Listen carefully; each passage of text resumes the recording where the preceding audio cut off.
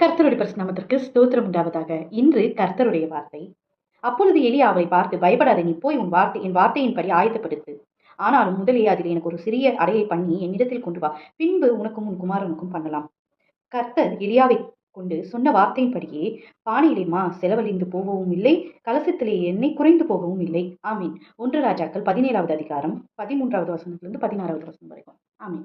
கர்த்தர் இந்த நாளையில சொல்லுகிற வார்த்தை என்னன்னா, இந்த சம்பவம் சாரிபாத் விதவை வீட்டுக்கு எலியா என்னும் தீர்க்கதரிசியை கர்த்தர் அனுப்புறாரு. ஏன்னா அங்க பெரிய ஒரு பஞ்சம், மழையும் பெய்யாத ஒரு பெரிய பஞ்சம்னு சொன்னா அங்க எதுவுமே கிடைக்காது. அவங்க சாகிற ஒரு நிலைமைக்கு போயிட்டாங்க.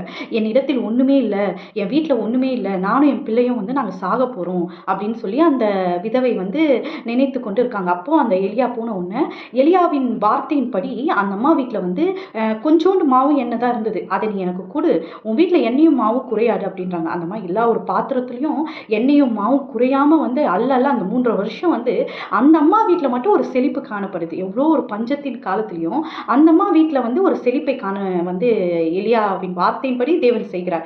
இன்றும் நம்ம வாழ்க்கையில நிறைய ஒரு குறைவுகள் காணப்படலாம், ஏழ்மையான நிலைமையில இருக்கலாம். ஆனா கர்த்தரின் நாளையில சொல்லுகிற வார்த்தை என்னன்னா, அவருக்குன்னு இருதயத்துல நம்ம ஒரு பங்கை இடத்தை நம்ம கொடுக்கும் போது நம்ம வீடுகள் எண்ணெயினாலும் மாவினாலும் நிரப்பப்படும். கர்த்தர் இந்த வார்த்தைகளை ஆசீர்வதிப்பாராக. கேட்ட யாவரும் ஆசீர்வதிக்கப்பட்டவர்கள். ஆமீன், ஆமீன். ஹல்லேலூயா.